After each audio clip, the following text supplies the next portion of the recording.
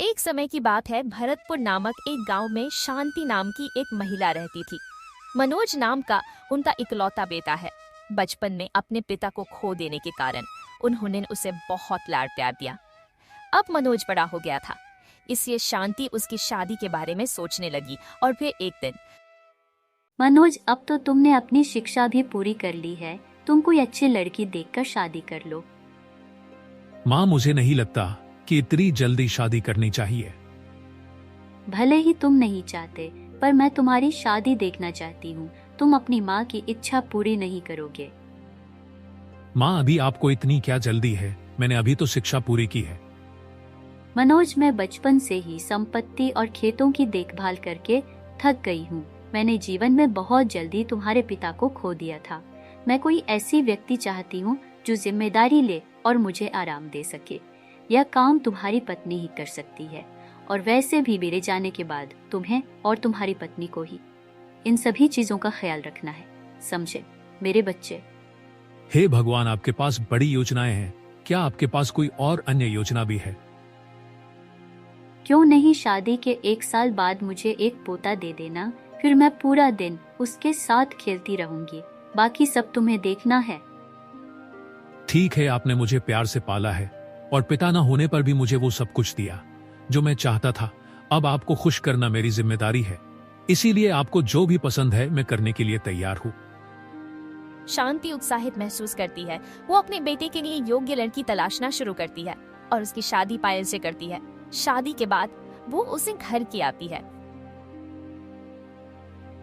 प्यारी पायल, आज से मेरा बेटा तुम्हारी जिम्मेदारी है। तुमको उसकी देखभाल करनी है, और यह बात भी ध्यान रखना कि तुम मेरी बहू की तरह नहीं, बेटी की तरह हो।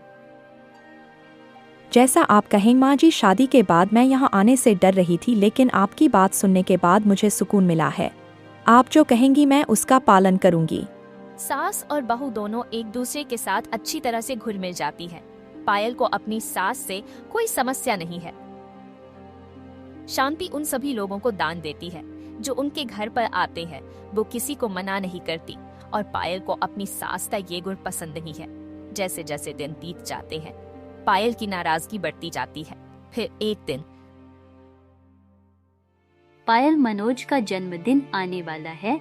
मैं हमारी संपत्ति से कर्मचारियों को दान देने की योजना बना रही हूँ, और मैंने सोचा है कि इस बार वो दान मैं तुम्हारे हाथों से दिलवाऊंगी। बताओ, ठीक है ना?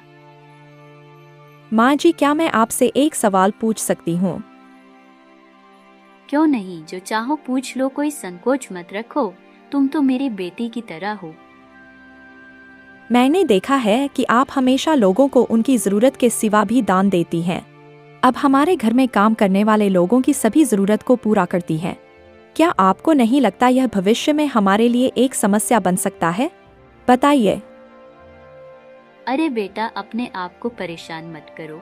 हम कितना देते हैं वह मायने नहीं रखता, हम कितना प्यार से देते हैं वह मायने रखता है। और भगवान भी हमें धन के साथ आशीर्वाद देते हैं। संपत्ति की चिंता मत करो, दान की व्यवस्था करो, दान की व्यवस्था करो।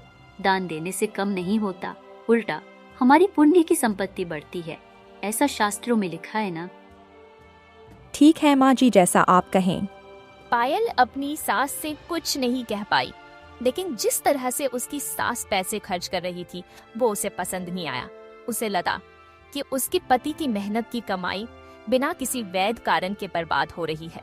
कई दिनों तक परेशान रहने के बाद आखिर उसने इस बारे में अपने पति से बात करने का फैसला किया। सुनिए, मैं बहुत दिनों से आपसे कुछ कहना चाहती थी। हाँ पायल, कहो, क्या बात है? माँ जी जिस तरह से दान कर रही है, मैं उससे बहुत परेशान हूँ। मैंने उनसे भी कहा, लेकिन वो बदली नहीं। ऐसा ही चलता रहा तो हम तो बर्बाद हो जाएंगे। अरे पायल, बस इतनी सी बात तो सुनो। मैंने माँ को बचपन से ही इन्हें दान देते देखा है, और जो हमारी सेवा कर रहे हैं उन्हें भी देते हैं, तो इसे छोड़ दो। मैं समझता हूँ, लेकिन हमारे भविष्य का क्या? हमें भी तो पैसों की जरूरत होगी। चिंता मत करो, वो मेरे बचपन से दान करती चली आ रही है। अगर ऐसा है तो अब तक हमारी आर्थिक स्थिति खराब हो गई होती, लेकिन ऐसा नहीं हुआ है। हम दिन ब दिन बेहतर होते जा रहे हैं। मुझे तो कुछ समझ नहीं आ रहा है, आप दोनों ही मेरी बात नहीं समझते हो। मेरी प्यारी पत्नी खुश रहो, मेरी माँ सब कुछ संभाल लेती हैं। पायल ने अपने आप को कुछ समय के लिए तो शांत कर लिया, लेकिन ये लंबे समय तक नहीं चला। वो एक दिन अपनी सास पर फूट पड़ी, क्योंकि कंजूस पायल इस बात को स्वीकार नहीं कर सकी।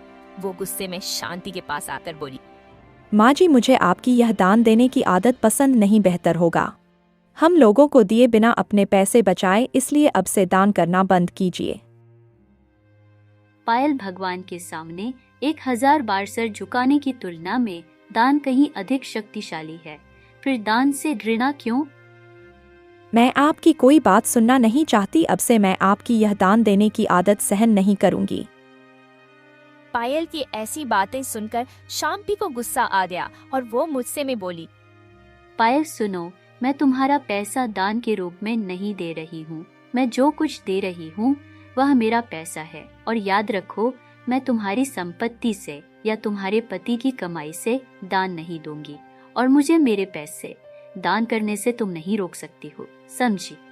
पायल के व्यवहार से शांति निराश थी, और यहाँ तक कि पायल भी अपनी सास की बातों से चौंक गई थी, लेकिन उसे अपनी सास की दानशीलता समझ में नहीं आई। उसके विरोध के बावजूद शांति ने अपनी दान करने की आदत को जारी रखा। फिर एक दिन, सुनिए ना, अपनी माँ को बताइए ना, मैं उनके दान के बारे में उन्हें बताते हुए थक गई हूँ। वो सुनती ही नहीं है और मेरी बात ही नहीं सुनती है। पायल, मैंने तुमसे पहले ही कहा था, इसे जाने दो, वो उनका पैसा है और वो जो चाहे करें। तुम इतनी जिद्दी क्यों हो और तुम उन्हें दोष क्यों दे रही हो? आप भी हमेशा उन्हीं का पक्ष लेते हैं, आप समझने का प्रयास क्यों नहीं करते? अगर ऐसा ही चलता रहा तो हमें भविष्य में भीख मांगनी पड़ेगी। कम से कम आप तो उन्हें समझाइए। हमारे कहने के बाद भी वो हमारी नहीं सुनेंगी। इससे अच्छा है कि उन्हें जो करना है वो करने दो। मनोज ने लंबे समय तक अपनी पत्नी की बातों को नहीं माना, लेकिन आखिरकार उसकी परेशानियों के आगे उसने घुटने टेक दिए, क्योंकि वह हर दिन एक ही बात करती थी। एक दिन मनोज ने आकर उससे कहा, पायल, मैंने सोचा कि तुम मेरी माँ को समझने के लिए पर्याप्त बुद्धिमान हो और विश्वास है कि समय समस्या को हल करेगा, लेकिन अब मैं तुमसे तंग आ गया हूँ। इसीलिए मुझे बताओ कि मुझे क्या करना चाहिए। मुझे खुशी है कि कम से कम आपने मुझे समझा। अब तक जो हुआ सो हुआ, लेकिन अब हमें अपने भविष्य के बारे में सोचना चाहिए। हमें अब अलग घर बसाना चाहिए। क्या एक अलग परिवार? क्या तुम चाहती हो कि मैं अपनी माँ को छोड़ दूं? मैंने आपको अपने इरादे बता दिए, अब ये आपको तय करना है। आप मेरी बातों से सहमत नहीं होंगे तो मैं अपने मायके चली जाऊंगी। मैं अब दोनों के बीच फैसला नहीं कर सकता, क्योंकि वह मेरी माँ है जिसने मुझे पाला है और आप मेरी जीवन साथी। इसीलिए मेरे लिए यह तय करना मुश्किल है। आप जो चाहे करें। मनोज ने अलग घर बसाने का पायल का फैसला मान लिया और ये खबर देने के लिए वो अपनी माँ से मिलने गया और उनसे कहा, माँ, मैं आपसे कुछ कहना चाहता हूँ। क्या हुआ बेटा? साफ साफ कहो, खुशखबरी लाए हो क्या? क्या मैं दादी बनने वाली हूँ? नहीं माँ, बात ये नहीं है। शांति अपने बेटे के आने से बहुत उत्साहित थी, लेकिन मनोज अपनी माँ को खबर देने में परेशानी महसूस कर रहा था। माँ, मैं आपको कुछ और बताना चाहता हूँ। और क्या बात है बेटा? जल्दी बताओ, मुझे बहुत चिंता हो रही है। ज्यादा कुछ नहीं माँ, पायल को यह घर पसंद नहीं था। वो एक नए घर में जाना चाहती थी और यही मैं आपको बताना चाहता था। ओह, ये बात है। मुझे लगता है कि शायद यह पुराने जमाने का घर है, इसलिए उसे पसंद नहीं आया। हम एक काम करते हैं, हमारे पास जो जगह है उसमें पायल की पसंद का घर बना लेते हैं, फिर सब खुशी खुशी वहाँ साथ रहेंगे। क्या कहते हो? नहीं माँ, बात ये नहीं है। मनोज चिंतित हो गया क्योंकि उसकी माँ उसका दिमाग नहीं पढ़ सकी। इसलिए मनोज ने पायल के इरादे अपनी माँ को साफ साफ बता दिए। वो माँ से बोला, माँ कृपया सुनिए, पायल आपके साथ नहीं रहना चाहती। ऐसा नहीं है कि उसे ये घर पसंद नहीं है, वो अलग रहना चाहती है। ये सुनकर शांति को लगा कि उसका बेटा उसे छोड़ देगा और उसकी बहू उसके साथ नहीं रहना चाहती। वो इस बात से इतनी आहत हो गई कि वह कुछ बोल भी नहीं पाई। माँ, आपको निराश करने के लिए मुझे माफ कर दो, लेकिन मेरे पास कोई अन्य विकल्प नहीं। तुम्हें माफ करने का कोई सवाल ही नहीं है। बेटा तुम जो चाहो वो करो, अब तो मैं पायल से बात भी नहीं कर सकती। मैं सिर्फ इतना चाहती हूँ कि तुम दोनों खुश रहो। मेरा आशीर्वाद तुम दोनों के साथ हमेशा ही रहेगा। भले ही चाहे तुम अलग रहने जाओ, पर ये तब भी तुम्हारा घर है। जब चाहो चले आना, ठीक है? इस तरह से शांति अपने बेटे के प्रस्ताव से सहमत हो गई। मनोज और पायल अलग रहने चले गए। कुछ महीनों बाद उन्हें पुत्र प्राप्ति हुई और मनोज आश्चर्यजनक रूप से पायल में बदलाव देखने लगा और एक दिन उसे रहा नहीं गया। मेरी प्यारी पत्नी, तुम इन दिनों बहुत उत्साहित हो। तुम इन दिनों मुझ पर ध्यान भी नहीं दे रही हो। मैं भी इस घर का हिस्सा हूँ। मुझे पता है कि आप इस घर का हिस्सा हैं, लेकिन अब मेरा बेटा ही मेरी दुनिया है। मैं उसके बिना नहीं रह सकती, समझे? सच में अब तुमने अपने शब्दों से भी खेलना शुरू कर दिया। तुमको केवल अपने बेटे के बारे में गर्व करना चाहिए। ऐसे ही समय बीतने लगता है और एक दिन जब मनोज कार्यालय से वापस आता है, तब पायल पड़ोसी गीता से बात कर रही है। गीता, तुम कुछ कह रही थी? हाँ पायल, बच्चे को कुछ भी ठंडा मत खिलाना। उसको साबुन और गर्म पानी से नहलाना, ठीक है? बिल्कुल गीता, मैं सारी सावधानियां बरतूंगी। आखिर वह मेरी आंखों का तारा है। हाँ जानती हूँ, हम माता पिता बच्चों से बहुत प्यार करते हैं, लेकिन यह बच्चे कभी भी एक जैसे नहीं होते। वे अपनी जरूरत के अनुसार अपनी प्राथमिकताओं को बदलते हैं। अपने बेटे को ज्यादा लाड डच प्यार मत देना, वो बिगड़ जाएगा और तुम्हारी भी नहीं सुनेगा। नहीं नहीं, मेरा बेटा ऐसा कभी नहीं कर सकता। मैं उसे इस तरह पालूंगी कि वो जीवन भर अपने माता पिता का ऋणी रहेगा। एक अवसरवादी की तरह नहीं, जो अपने माता पिता को पीठ दिखाता है और उनका अनादर करता है। ऐसा मत कहो। हम भविष्यवाणी नहीं कर सकते कि तुम्हारा बेटा क्या करेगा। आप दोनों ने क्या किया? अपनी सास को उसके भाग्य पर छोड़ दिया और अपनी प्राथमिकताओं को चुना, तो तुम्हारा बेटा भी तो वही करेगा, है ना? ऐसा क्यों कह रही हो तुम? उनकी बातचीत सुनने के बाद मनोज को लगा कि जैसे किसी ने उसके चेहरे पर जोरदार थप्पड़ मार दिया है। उसे अपनी गलती का एहसास हुआ। वो अपनी माँ के साथ रहने के लिए अपने पुराने घर में वापस जाने की योजना बनाने लगा। उसे देखकर पायल ने कहा, क्या क्या पागल हो गए हैं आप? अपनी माँ के घर क्यों जाना चाहते हैं आप? मैं पागल नहीं हूँ, लेकिन अब मुझे अपनी गलती का एहसास हुआ है। गलती? अरे कौन सी गलती? आपने क्या गलती की? मैंने गीता के साथ तुम्हारी बातचीत सुनी। तुम एक स्वार्थी महिला हो। तुम कभी नहीं चाहती थी कि तुम्हारा बेटा बेदर व्यक्ति हो, लेकिन तुम चाहती हो कि तुम्हारा पति मूर्ख हो। क्या मैं सही हूँ? मेरे कहने का वो मतलब नहीं था। बेशक जब तुमने मुझसे अलग होने के लिए कहा तो मैंने ज्यादा नहीं सोचा, क्योंकि मुझे लगा कि मैं तुमसे सबसे ज्यादा प्यार करता हूँ। लेकिन मैंने अपने स्वार्थ के लिए अपनी माँ को छोड़ दिया और अब मैं बेवकूफ नहीं बनना चाहता। इसीलिए मैं अपनी माँ के पास वापस जा रहा हूँ। अभी तुम पर निर्भर करता है कि तुम मेरे साथ आ रही हो या नहीं। पायल अपने पति के उन कठोर वचनों को सहन नहीं कर पाई।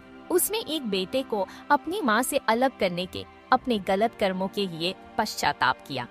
गीता द्वारा कहे गए शब्द को याद करने लगी और आखिर उसने भी पुराने घर जाने का फैसला कर लिया। मुझे माफ कर दीजिए, मुझसे बड़ी गलती हो गई। भले ही मुझे उनसे और कोई समस्या नहीं थी, पर मैंने उनके दान को एक दोष के रूप में दिखाया और आपको उनसे अलग कर दिया। वो हमेशा मुझे अपनी बेटी की तरह मानती थी। मुझे अपनी बेवकूफ़ी के लिए उनसे माफ़ी मांगनी है। मुझे भी ले चलिए। पायल मनोज को मना लेती है और मनोज और पायल अपने पुरानी घर वापस लौट आते हैं और माँ से माफ़ी मांगते हैं। कृपया करके मुझे माफ़ कर दो माँ जी। पायल, मैं कभी भी तुम लोगों पर गुस्सा नहीं थी, क्योंकि तुम दोनों मेरे बच्चे हो। मैं चाहती थी कि मेरे बच्चे खुश रहें, इसलिए मैंने कभी भी आपकी प्राथमिकताओं से इनकार नहीं किया। अब तुम्हें समझ आया? माँ जी, आपने मुझे हमेशा बेटी ही माना, लेकिन मैं ही मूर्ख थी, इसलिए मैं आपके मन को नहीं पढ़ सकी। मुझे माफ़ कर दो। मैं समझ सकती हूँ पायल। अब मैं अपनी संपत्ति का 80 अपने पोते को दे रही हूँ और अपनी संपत्ति के 20 के साथ अपना दान जारी रखूंगी। अब इस बात से इनकार मत करना, वरना मैं अब सच में नाराज हो जाऊंगी। मैं अब किसी भी चीज़ पर कोई प्रतिबंध नहीं लगाऊंगी। आप जो चाहे वो करो। मैं अब दोनों को पहले की तरह बातचीत करते हुए देखकर खुश हूँ। यह वही है जो वास्तव में एक आदमी की जरूरत है। अब सारे गिले शिकवे भुलाकर सभी लोग एक ही घर में हंसी खुशी से रहने लगे। राम राम।